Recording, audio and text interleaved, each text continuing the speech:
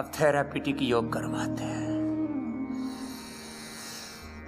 Yoga for spinal cord, फिर yoga for obesity, फिर yoga for liver, kidney, yoga for diabetes, integrated yoga practice for integrated and sustainable health, सर्वांगीण स्वास्थ्य के लिए, संपूर्ण रोगों की निवृत्ति के लिए योग।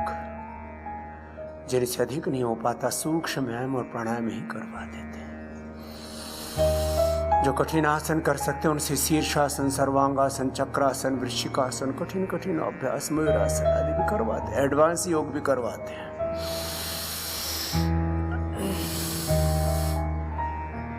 मेरुदंड के लिए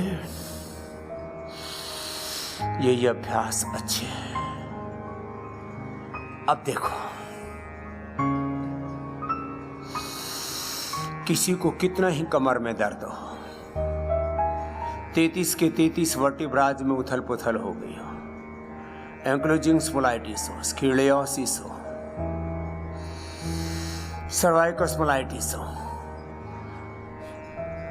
कमर में दर्द, कंधे में, गर्दन में दर्द, बहुत तरह के दर्द, रीढ़ की हड्डी से लेकर के पूरे शरीर में दर्द, दही, छाछ, नींबू, अचार, टमाटर, खटाई बंद कर देते हैं। वात रोगों में खटाई, कफ रोगों में चिकनाई और पित्त रोगों में गरमाई वाली चीजें, गर्म करने वाली चीजें बंद कर देते हैं। बहुत जरूरी है।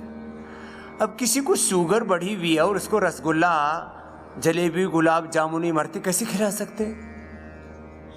जैसे शुगर की बीमारी में चीनी मना है, जैसे चलो होले होले करो, बीपी की बीमारी में नमक, गोलगप्पे, सॉल्ट इंटेक मना करते हैं। कैंसर की बीमारी में तो नमक, मीठा, मिल्क प्रोडक्ट्स और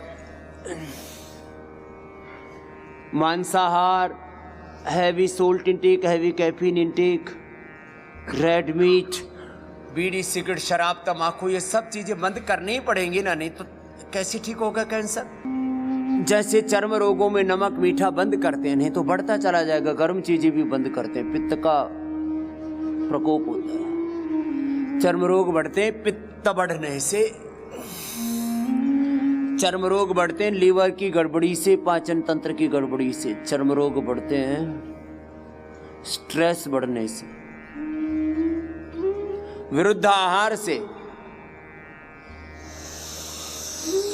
पसीना पूरा ना आने से, मैं कह रहा था ना, शुद्धिकरण मुंह से होता है, पसीने से होता है, मलमूत्र से होता है, और आंतरिक शुद्धिकरण तो फिर ज्ञान से होता है। अद्भिर गात्राणि शुद्ध्यन्ति मनः सत्येन शुध्यति, विद्या तपोभ्याम भूतात्मा बुद्धिर्ज्ञानेन शुध्यति। लंबे लंबे श्वास ऐसे प्रवाह के साथ आपको करवा दिया। हमने तो अपना पसीना नहीं सूखने दिया, आपका भी नहीं सूखने देंगे। अपने अपने अभ्यास एक लय के साथ करें। अच्छा देखो, जिनको डायबिटीज है वो मंडूकासन ही लंबा कर लेना। मंडूकासन, पवन मुक्तासन, 2, 3, 5, 10 अभ्यास, 2 से 10, ये मेरा अनुभव है, वो आपसे शेयर कर रहा हूं। तो देखो, एक तरफ तो ये अभ्यास करवा रहे आपसे,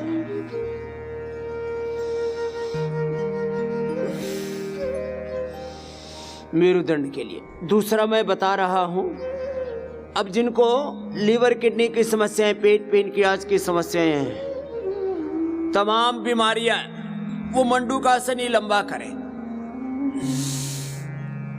और यह मंच पर भी पूज्य साध्वी देव विजया जी मंडूकासन, योग मुद्रासन कर रहे हैं। मंडूकासन, वक्रासन तो सभी कर सकते हैं, वही लंबा कर लें। और सीधे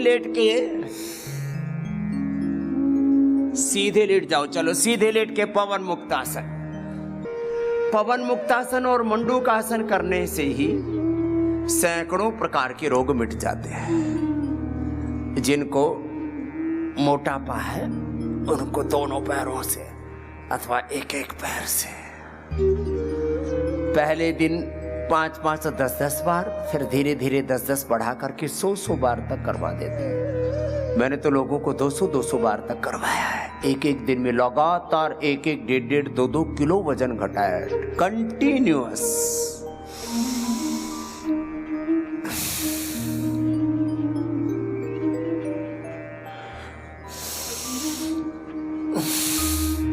देखो, लोग बहुत झूठ बोलते हैं, वेट नहीं घट सकता। क्यों नहीं घट सकता भाई? ये एलोपैथी वाले सारे डॉक्टर 99% इस बात में विश्वास नहीं करते कि वजन घट जाता है। यहां पर भी आपका करते हैं, जो बात पूरी मानते हैं पूरा कम कर लेते हैं, जो थोड़ी थोड़ी मानते हैं वो 1-1 किलो तो सभी कम कर लेते हैं। जो पूरी मानते हैं तो दिन भर फिर थेरेपी कराते हैं, बस्ती भी देते हैं, स्टीम भी देते हैं, उसको स्नेहन स्वेदन करते हैं, विरेचन भी करते हैं, फिर उनको मेडिकेटेड जूस पिलाते हैं, मेडिकेटेड वाटर, अश्वगंधा के पत्ते खिलाते हैं, मेदोहर वेट को का प्रयोग करवाते हैं। ऐसे ये 3 अभ्यास लेट करके, बैठ के, स्थित कोणासन, चक्की आसन, खड़े होके, त्रिकोणासन, कोणासन, पाद हस्तासन, सूर्य नमस्कार जितना कर पाए, प्राणायाम करवाते हैं। ये तो हुआ ओबेसिटी के लिए। मेरुदंड के लिए हम 10 तरह की थेरापी कराते हैं। एक्यूप्रेशर, एक्यूपंक्चर, वात मोक्षण, रक्त मोक्षण, श्रृंगी, लीज, फिर कार्योप्रैक्टिक, फिर कटी बस्ती, पृष्ठ बस्ती, ग्रीवा बस्ती, फिर आंतरिक बस्ती, फिर मेडिकेटेड मसाज, फिर मेडिकेटेड स्टीम, फिर यौगिक फिजियो, कितनी चीजें की, फिर पूरा वात और आहार, वातहर, कफहर, मेदोहर, ऐसे मधुमेहर आहार देते हैं। वातहर आहार, एटीएम की सब्जी, पिडानिल जूस। जब ज्यादा वात रोग होता है तो कुछ दिन तो यही देते हैं, रोटी देते ही नहीं। हमने कुछ ऐसी आदतें बना रखे, रोटी नहीं खाई तो कुछ खाया ही पिया नहीं। अरे भाई, केवल रोटी खा के दुनिया जिंदा नहीं है। धरती पर करोड़ों जीव हैं जिनका अलग अलग प्रकार का आहार है, उस पर जिंदा रहते हैं। हमें हमारी डीकंडीशनिंग करने की जरूरत है। कुछ चीजों में हमने अपने दिमाग की गलत प्रोग्रामिंग कर रखी। ये नहीं खाया तो कमजोर हो जाएंगे, मर जाएंगे, ताकत ही नहीं रहेगी। ये नहीं पिया तो, ऐसे नहीं जिया तो फिर जीवन ही क्या रह जाएगा। अपने अपने ऐसे अलग अलग अभ्यास, इंटीग्रेटेड योगा प्रैक्टिस। तो अभी स्पाइनल कोड के बताया। चलिए सब बैठ जाइए और सब बैठ करके, जिनको ओबेसिटी है वैसे थोड़ा तो करने से तो फ्लेक्सिबिलिटी तो थोड़ी बढ़ी जाती है। इससे जैसे मैं कह रहा था ना, ये उठने बैठने, खाने पीने, पीने में बहुत सी दिक्कतें आ जाती हैं। मंडूकासन, योग मुद्रासन, मैं 2-3 दिनों से 2-3 बातों पर बहुत फोकस कर रहा था कि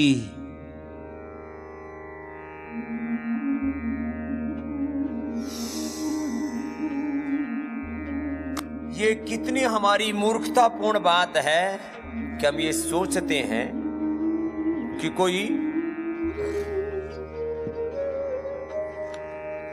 दूसरा व्यक्ति हमें आरोग्य दे देगा। कोई दूसरा, ये बड़े बड़े हॉस्पिटल, ये बड़े बड़े डॉक्टर, ये महंगी महंगी दवाइयां, ये ऑपरेशन, ये सर्जरी, लाखों करोड़ों लोगों की जिंदगियां तबाह हो गई इससे।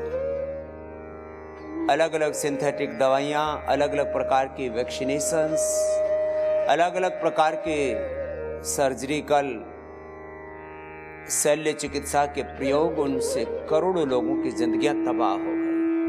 अपने शरीर को अवसर दो, अपनी इंद्रियों को, अपने मन को, अपने प्राणों को।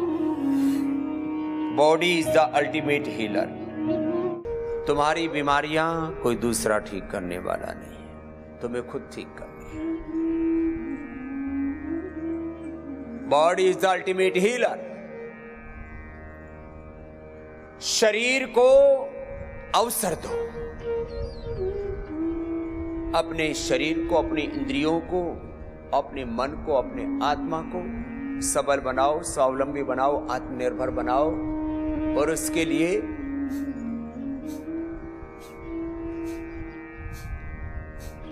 योग से लेकर के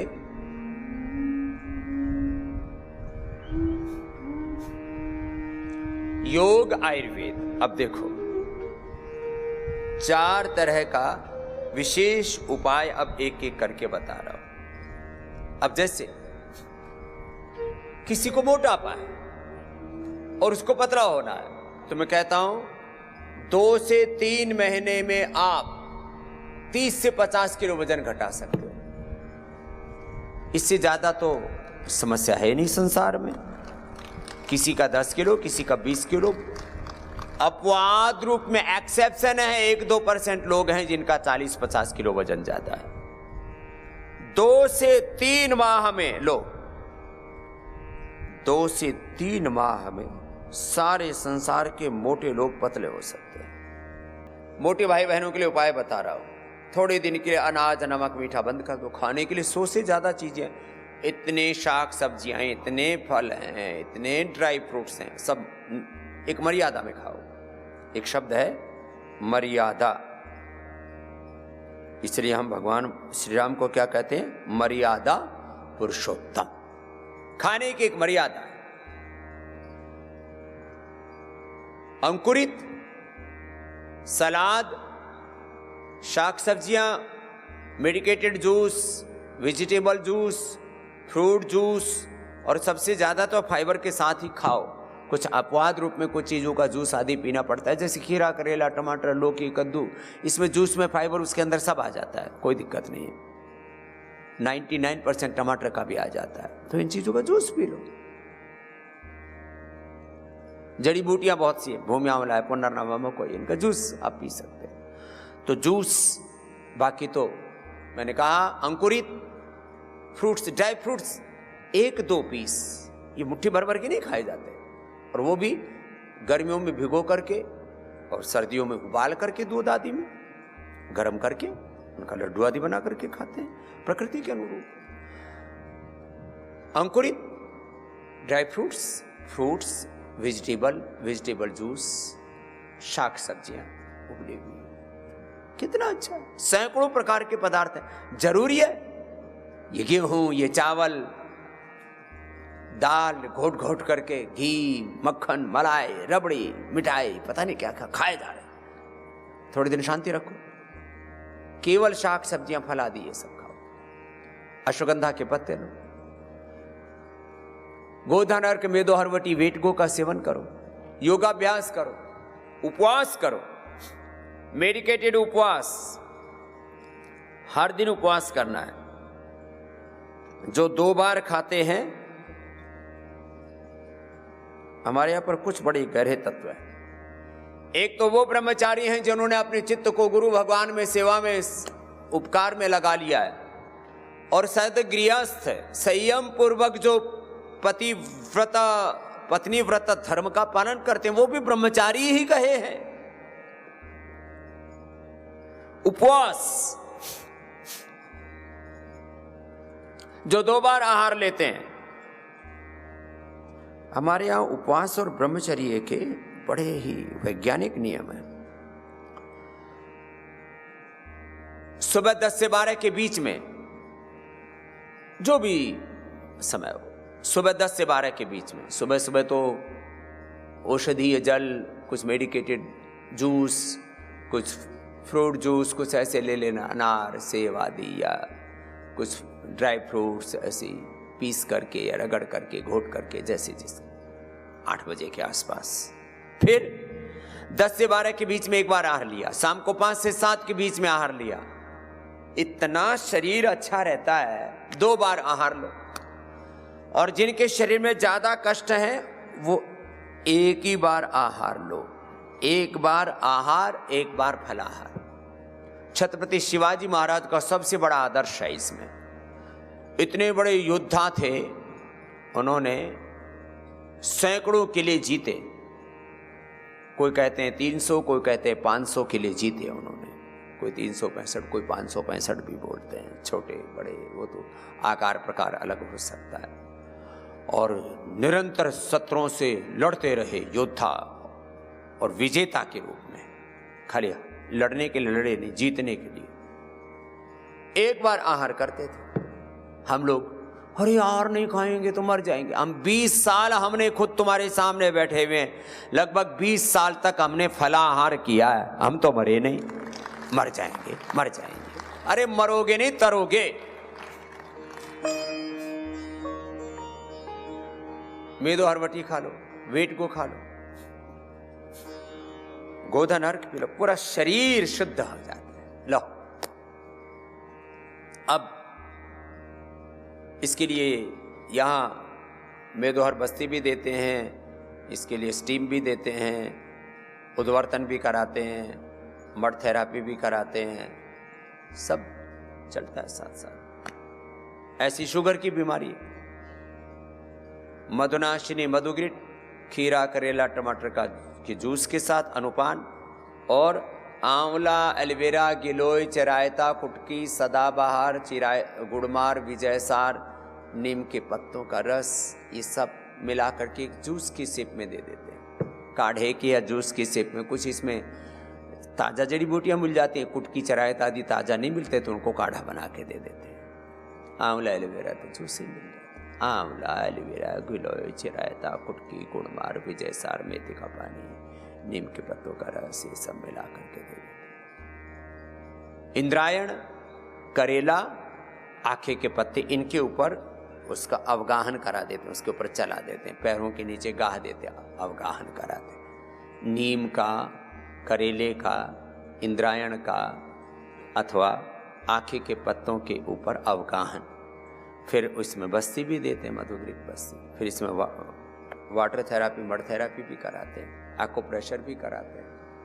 कल ही 2 छोटे छोटे बच्चे, एक यूएस से आया हुआ था, एक यहीं भारत से, एक छोटी गुड़िया थी, एक बालक एक बालिका। पूरा उनका इंसुलिन बंद हो गया। यहीं पर एक बालक आया हुआ है, अब तो पता नहीं चला गया कि है, लोकेश यहीं पर है। हाँ, खड़ा हो, इधर आओ। इसके लिए एक बार जोरदार ताली बजाओ। इसने तो कमाल कर दिया। 18 साल का है ये बालक। 6 साल का था तब डायबिटीज हो गई थी, और सब डॉक्टरों ने बोल दिया था, और इंसुलिन 68 पर पहुंच गई बढ़ते बढ़ते। बाद में कह देते हैं आर्टिफिशियल पेनक्रियाज लगा लो, नहीं तो लीवर, किडनी जाएगी, आंखें जाएंगी, नर्वस सिस्टम जाएगा, आदमी मरेगा तड़फ तड़फ के। ये मरा नहीं, ये तर गया। इसने अपनी इंसुलिन बंद कर ली। 12 साल की टाइप 1 डायबिटीज को। हाँ? बड़ा हिम्मत वाला बच्चा है। बैठो। तो कब से शुगर है बेटा? स्वामी जी, मुझे जब 2011 से, जब मैं 6 साल का था, तब से मेरे को डायबिटीज हुआ था। कहाँ रहते हो बेटा? राजस्थान। किस जगह? बांसवाड़ा में। बांसवाड़ा से बच्चा आया है। जब 6 साल का था तब। और ये शुगर होती किससे है? सिंथेटिक दवाइयों से। आप अनजाने में ऐसे एंटीबायोटिक्स लेते रहते हो, ये बुखार की दवा, ये टाइफाइड की दवा, ये सर्दी जुकाम की दवा, ये पेट दर्द की दवा, ये उल्टी दस्त की दवा, उसी से बच्चों को ये प्रॉब्लम हो जाती है। और अब क्या हाल है? अब ठीक है स्वामी जी, बहुत आराम है। अभी बहुत लॉन्ग टाइम से डायबिटीज था, इसलिए अभी कभी कभी बढ़ जाता है तो थोड़ा थोड़ा कभी इंसुलिन लगाना पड़ता है, बाकी मोस्ट ऑफ टाइम बंद। कभी 1-2 यूनिट कभी लगाना पड़ा तो डर जाते हैं। वैसे डरने की जरूरत नहीं। 150-200 तक भी जाता है बिना इंसुलिन के, तो नॉर्मल शुगर की श्रेणी में आता है जिनको इतना क्रोनिक रहा है। और मन के अंदर संकल्प रखें 68 यूनिट से ये शून्य पर आया है, 68 से, और वो भी 12 साल की टाइप 1 डायबिटीज। ये हौसला चाहिए। इसको कहते हैं संकल्प से सिद्धि। मन में हमेशा ये संकल्प रहे कि मेरा पेनक्रियाज एक्टिवेट हो रहा है, एक्टिवेट हो चुका है, तो अपने आप ही वो राइट डायरेक्शन में आपकी पेनक्रियाज की एनर्जी चैनलाइज हो जाती है और बीटा सेल रीजुविनेट हो जाते हैं। ये बहुत बड़ी बात है, 12 साल पुरानी। पहले तो मैं कहता था, अभी भी बोल रहा हूँ, जितना जल्दी आ जाओगे उतना ही पेनक्रियाज कम डैमेज होगा और जल्दी ठीक हो जाओगे। तो ये तो लोकेश की बात है। लोकेश 3 बार लेना बेटा मधुनाशिनी मधुग्रिट, और थोड़े दिन अभी खीरा, करेला, टमाटर का जूस, मेथी का पानी, अंकुरित मेथी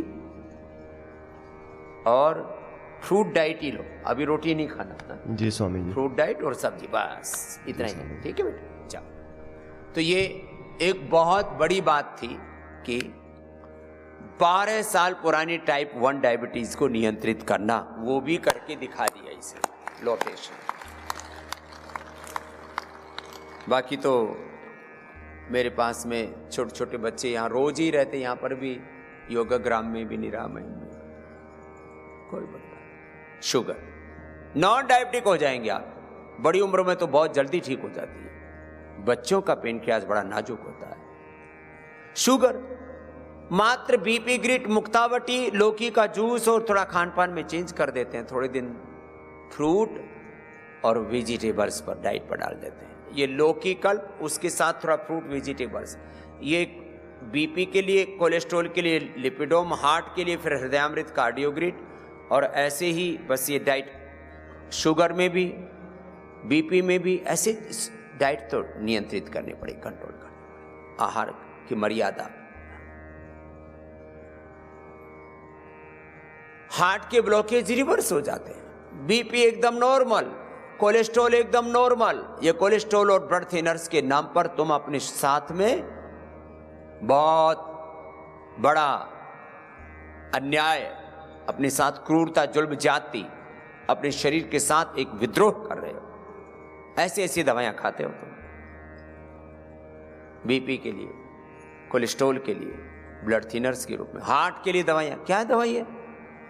अरे योग से अपने हार्ट को अच्छा कर ले, कोरोनरी आर्टरी तैयार हो जाती है, नेचुरल बाईपास हो जाता है, हार्ट का करंट कम हो गया, इजेक्शन फ्रैक्शन कम हो गया, अनुलोम विलोम ब्राह्मणी उद्गीत ज़्यादा कर ले, कार्डियोग्रिट, हृदयामृत ले ले, अर्जुन की छाल की, अर्जुन आरिष्ट, अर्जुन की छाल, दालचीनी का पानी, अर्जुन घनवटी ले ले, ठीक हो जाता है सब।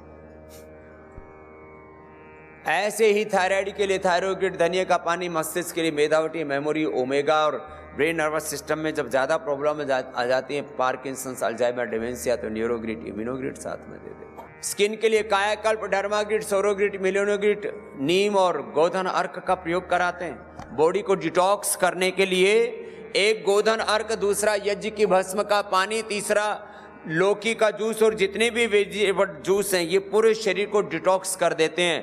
और यही करके हमने करवा करके करोड़ों लोगों के तन मन जीवन को पूरा शुद्ध किया है, और आप यहाँ खुद इस आरोग्य को अनुभव कर रहे हो। अब किसी को इनफर्टिलिटी है, यज्ञ की भस्म का पानी पिला देते, पुत्रेष्टि है, सामग्री है, उससे हवन कराते हैं। पहले तो हम शिवलिंगी पुत्र जीवक ही दिया करते थे, तो अब तो संतति इष्टि और संतति सुधा और ये यौवनामृत, यौवन चो, छोटी छोटी औषधियाँ हैं। शुद्धिकरण के लिए 10 मूल का क्वाथ दे देते हैं, फलघृत दे देते हैं माताओं बहनों को। किसी को स्पर्म, किसी को ओवम पूरा नहीं बनता, और तमाम तरह के हार्मोनल इम्बैलेंसेस हैं, और बॉडी एसिडिक है, पित्त बढ़ा हुआ है, स्ट्रेस बढ़ा हुआ है, ये सब नॉर्मलाइज हो जाता है। इनफर्टिलिटी हजारों नहीं लाखों लोगों को। अभी एक बेटी पता नहीं अभी है कि चली गई, विदेश से आई है, यूएस में, कनाडा में, कहाँ रहती है, बोले जी 44 साल की उम्र में उसने कैंसर को मात दिया, और छोटी प्यारी सी गुड़िया उसकी लक्ष्मी के साथ 2 दिन पहले मुझसे मिली यहीं पर। बोले बाबा जी 44 साल की उम्र में कैंसर को मैंने हराया, घर में बहुत ताने देते थे, योग करती रही, और ये लक्ष्मी बेटी योग से ही धरती पर अवतरित हुई है। तो इनफर्टिलिटी के लिए कितने धक्के खाते हैं इधर उधर, कितने लोग बहका देते हैं। और परिवार में यदि माता पिता को और बच्चों को 2-3 को कोई बीमारी हो जाए तो पूरे परिवार में ऐसा हो जाता है कि पता नहीं हमारे घर में तो किसी ने कुछ कर दिया।